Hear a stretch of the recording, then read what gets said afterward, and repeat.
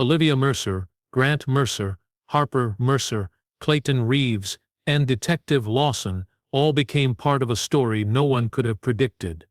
A tale of greed, betrayal, and a single deadly decision that would change every life forever. Please subscribe for daily new update of crime story and watch till end. Olivia Mercer lived in a quiet suburban neighborhood in Oregon where every house looked similar, but every family carried its own secrets. From the outside, her life appeared peaceful and complete. She and her husband, Grant Mercer, owned a well-kept two-story home surrounded by trimmed hedges and rose bushes. Grant tended every weekend.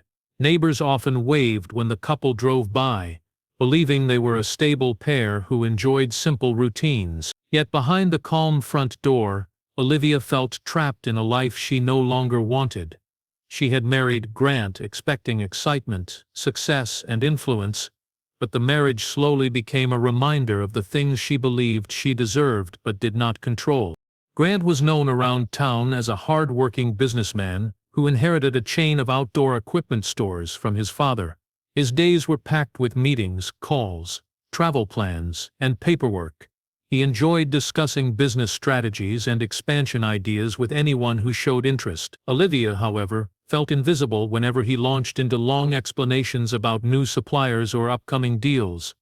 The more she listened, the more she felt like a background decoration in his successful world. Grant's wealth brought comfort, but Olivia secretly wanted more than comfort. She wanted power, independence, and recognition.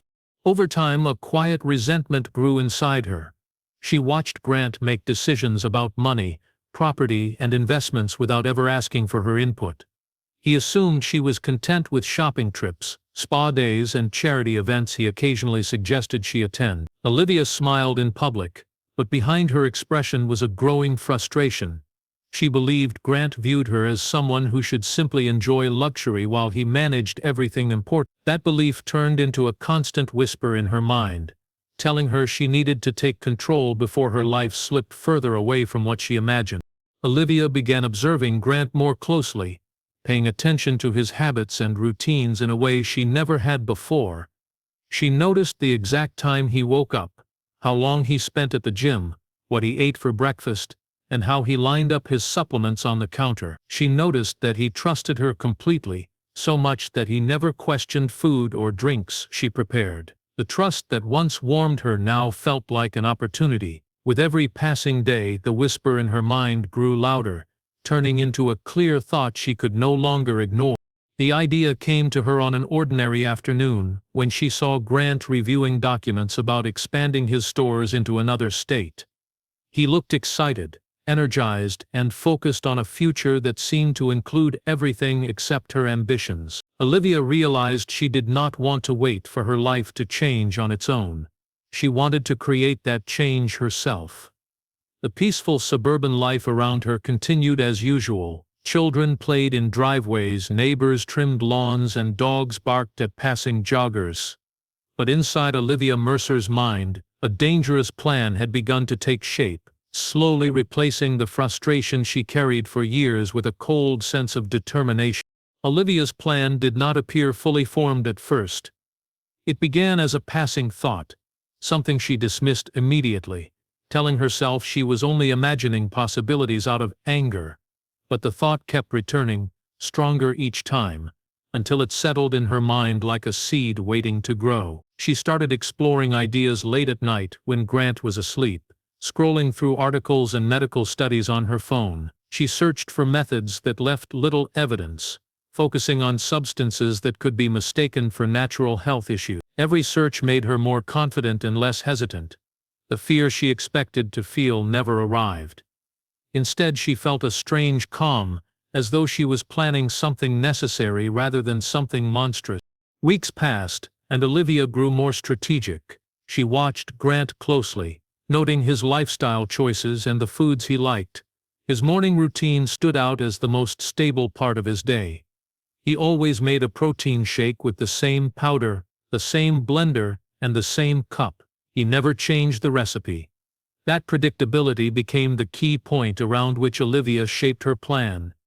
If she interfered with something he consumed every morning, no one would suspect her. People would believe he suffered from stress or heart complications brought on by his demanding business schedule. Olivia researched natural toxins that could blend easily with powders.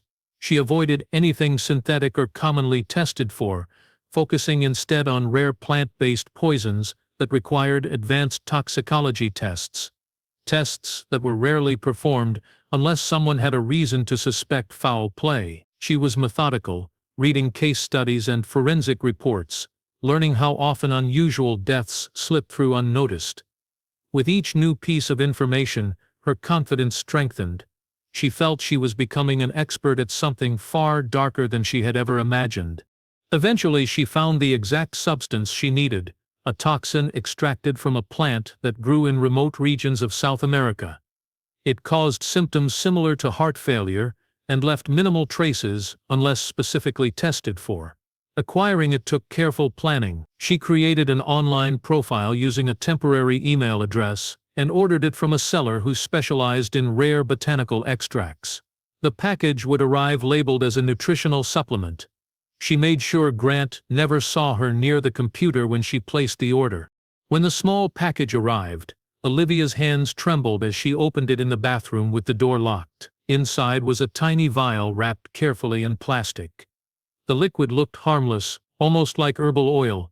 She hid it inside her makeup drawer, certain Grant would never look there. The presence of the vial in the house changed something inside her. The plan no longer existed, only in her thoughts. It was now a physical possibility, only a few steps away from reality. She spent the next several days practicing normal behavior, pretending everything was routine. She prepared dinners, chatted about the news, and listened to Grant discuss business plans. All the while, she evaluated every moment, waiting for the perfect opportunity. Her sense of anticipation grew sharper each day. She knew she could not hesitate once the moment arrived. The plan was set, the toxin was ready, and the quiet life she despised was Wow's. The storm arrived on a Wednesday night, the kind that filled the house with rumbling echoes and flickering shadows. Grant had come home earlier than usual, exhausted from a long day spent finalizing paperwork for a new store opening. Olivia watched him drag himself through the hallway, his shoulders heavy and his steps slow. He barely touched his dinner and retreated to the bedroom before the clock struck 9. As soon as the bedroom door closed, Olivia sensed that the moment she had been waiting for had finally arrived. The weather, his fatigue, and the silence in the house all worked in her favor. This was the window she had spent weeks preparing for. The kitchen felt colder than usual as she walked in. Outside, rain struck the windows with steady force, almost as if encouraging her to move forward. Olivia opened the cabinet where Grant kept his supplements. Everything was organized the way he liked it. Neatly aligned jars, scoops placed precisely on top, nothing out of order. She reached for the container he used every morning. Her heartbeat remained steady, surprising even herself. She had expected panic or guilt, but none of those emotions surfaced. She felt focused, steady, and fully committed to what she had convinced herself was necessary.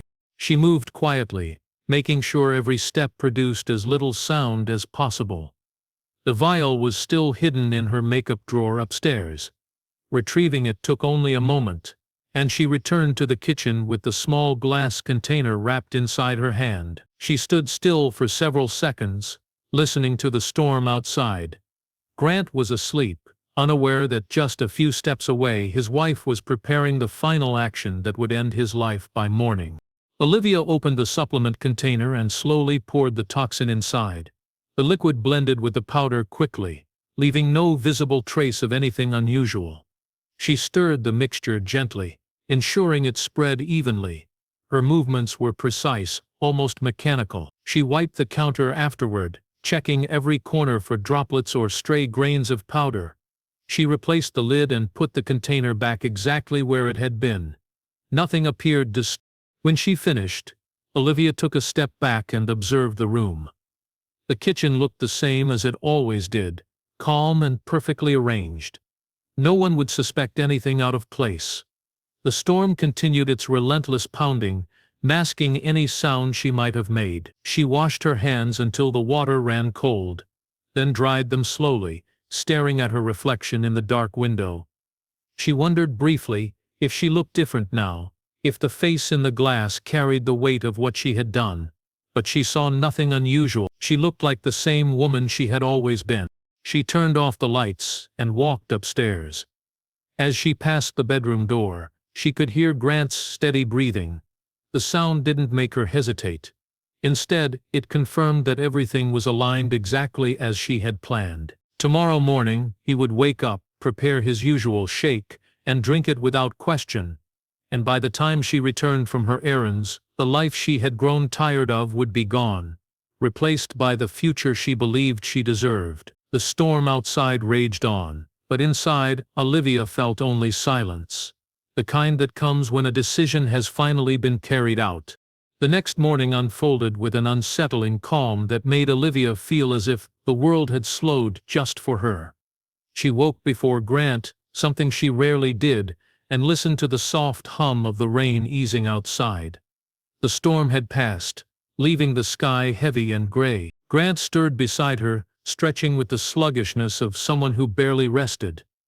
Olivia pretended to check her phone, hiding the fact that she was waiting for him to follow the same routine he followed every single morning. Grant eventually rose from the bed and headed toward the bathroom. Olivia remained still, forcing herself not to appear too alert. Her heart beat evenly, almost unnaturally steady, as though her body understood that panic could expose everything. When she heard him walking down the stairs, she finally exhaled. She knew exactly what he would do next: go to the kitchen, open the supplement container, scoop a measured portion into the blender, and mix it into the shake he drank faithfully each morning for years. She stepped into the hallway and listened from a distance, as the familiar sounds drifted up from below. The fridge door oming, the blender humming, drawers sliding open and shut. The routine played out exactly as she expected, each sound confirming the irreversible path she had chosen. For a brief moment, she wondered if Grant sensed anything at all, any small clue that something had changed. But there was no hesitation in his movements, no unusual pause, just the sound of a man beginning another day without knowing it would be his last. Olivia walked downstairs after a few minutes, keeping her expression relaxed. Grant was already dressed for work, finishing his shake at the kitchen counter. His face looked pale and tired, but she forced herself not to study him too closely. She moved around the kitchen casually, preparing her own breakfast, though she didn't touch any of it. Her appetite had disappeared entirely. Grant left shortly after, giving her a distracted nod as he headed out the door. She listened to the fading sound of his car rolling down the driveway, knowing she would never see him alive again. The hours that followed felt strangely empty. Olivia kept herself busy with small tasks, tidying the living room, checking emails, pretending to be absorbed in errands she didn't actually do. She avoided looking at the clock too often, though she couldn't stop her mind from imagining what was happening at Grant's office. She pictured him sitting at his desk, working through documents until the symptoms silently tightened around him. The toxin would start subtly, with dizziness and confusion, followed by severe weakness. It would be impossible for him to fight once the effects took hold. Late in the afternoon, her phone rang. She recognized the number instantly. One of Grant's employees. She prepared her voice, practicing grief in her mind. When she answered, she heard chaotic sounds in the background. Voices raised in panic. Someone giving instructions, someone else crying. They told her what had happened, describing how Grant had collapsed without warning, how the paramedics believed it was a cardiac issue. Olivia responded with shaking breaths, her tone carefully crafted to sound devastated. She agreed to meet them at the hospital, though she knew he wouldn't be alive when she arrived. The hospital lights, the hurried footsteps, the sterile air, all of it created a scene that matched her expectations perfectly. Doctors explained that Grant had gone into sudden cardiac arrest. Nothing could be done. Olivia allowed tears to fall, not because she felt grief, but because she knew everyone expected them.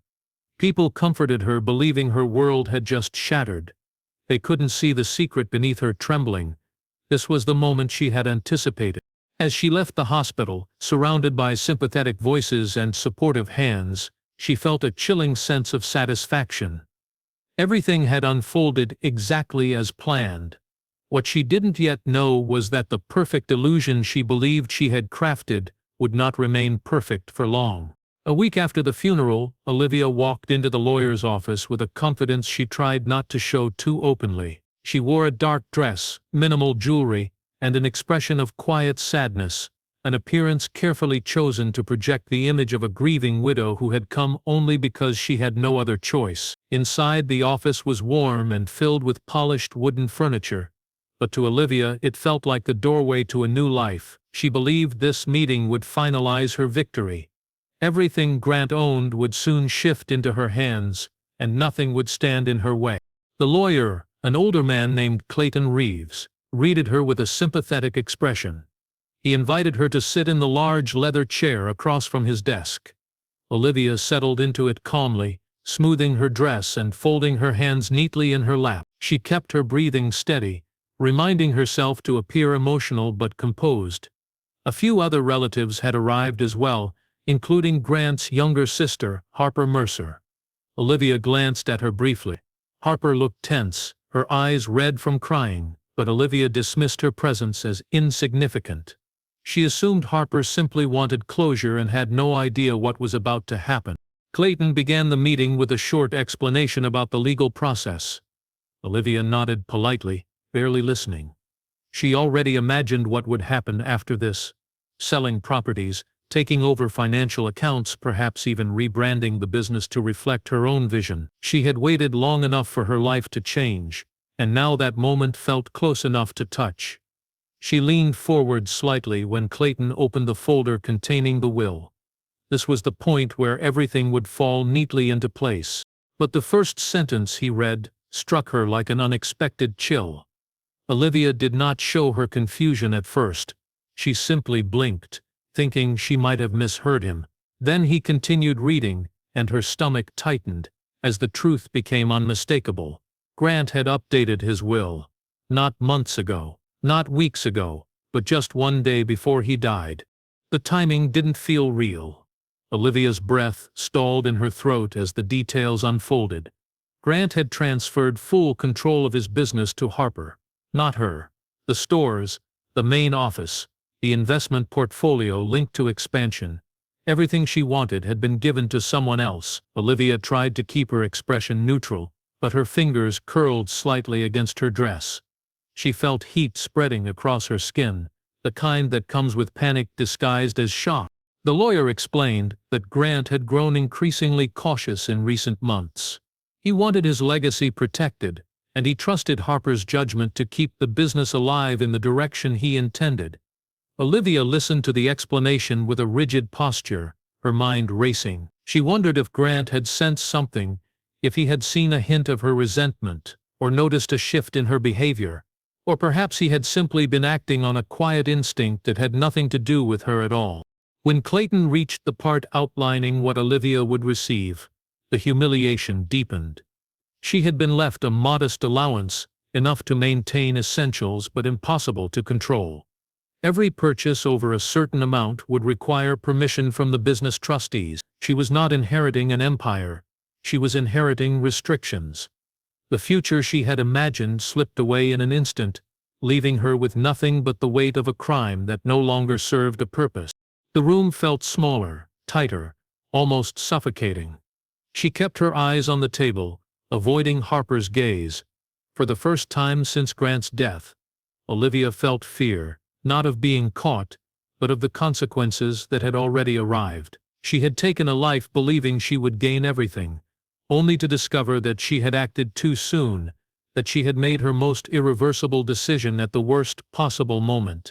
As the meeting ended and people offered her gentle condolences, Olivia stood silently, her mind spinning behind her calm exterior. The will had changed everything. The plan she believed was flawless had betrayed her, and somewhere deep within her, the first spark of dread began to grow, warning her that this unexpected twist was only the beginning of a far darker outcome. Olivia left the lawyer's office in a daze, though she forced her expression to remain steady as she walked past Harper and the other relatives. She moved carefully, as if any sudden step might cause the fragile mask she wore to crack. Inside, however, her thoughts churned violently. The revelation that Grant had rewritten his will the day before his death felt like a cruel twist designed specifically to shatter the future she had planned. Every detail replayed in her mind: the quiet kitchen, the storm outside, the toxin mixing invisibly into the powder. She had acted with certainty, believing she was taking control of her life. Now she realized she had acted blind. When she reached her car, she sat behind the wheel for several minutes without starting the engine. The air felt thick, heavier with each passing second. The neat path she had carved for her future was ruined. Instead of inheriting an empire, she had inherited suspicion, subtle but growing. Harper's sharp glance during the meeting had unsettled her. It had not been the look of simple grief. It had carried something more: curiosity, doubt, a silent question, the kind that could turn dangerous if given room to grow. As Olivia drove home, she tried to convince herself that nothing had changed except the will. No one suspected her. The death was still considered natural. The police had no reason to reopen the case. Facts were still on her side, she told herself. But beneath that thin layer of reassurance, unease crept steadily into her thoughts. The timing of the will's update was too striking. Harper would notice it. The lawyer might think about it. People talk, and small discussions often spiral into big conclusions. The house felt colder than before when she entered. She walked through the rooms Grant once filled with busy phone calls and scattered paperwork. Everything looked untouched, yet the atmosphere felt different, as if the walls themselves had absorbed the truth she tried to bury. She sat at the table and folded her hands tightly. She needed to calm her mind, to regain control. But the edges of fear scratched at her every time she remembered the lawyer's words. She tried distracting herself with chores, watering plants, organizing drawers, straightening cushions. None of it eased her thoughts.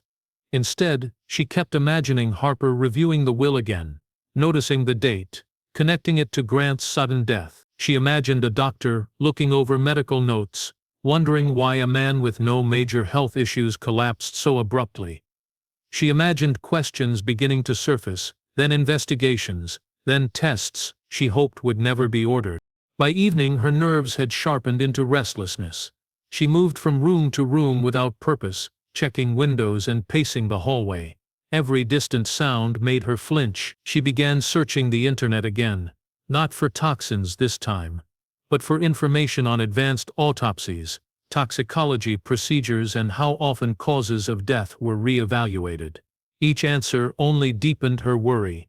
Some cases were reopened even years later. Others required only a single suspicious comment to trigger a chain reaction.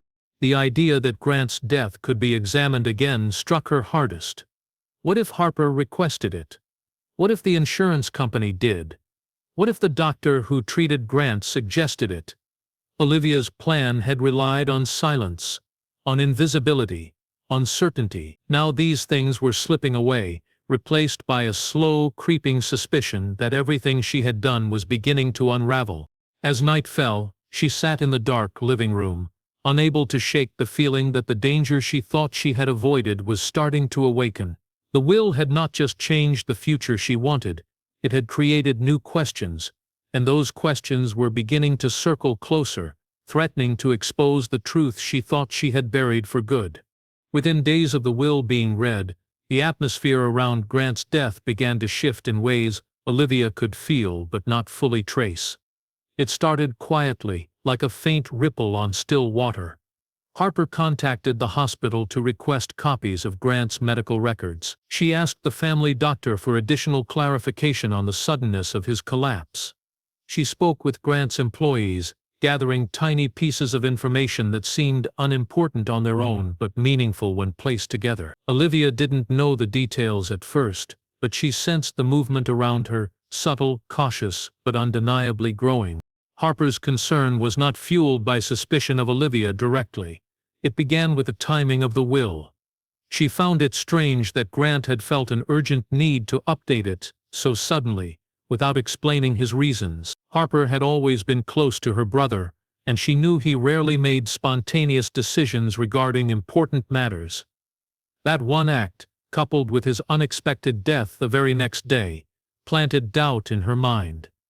A doubt she could not ignore. Meanwhile, Olivia attempted to resume a normal routine.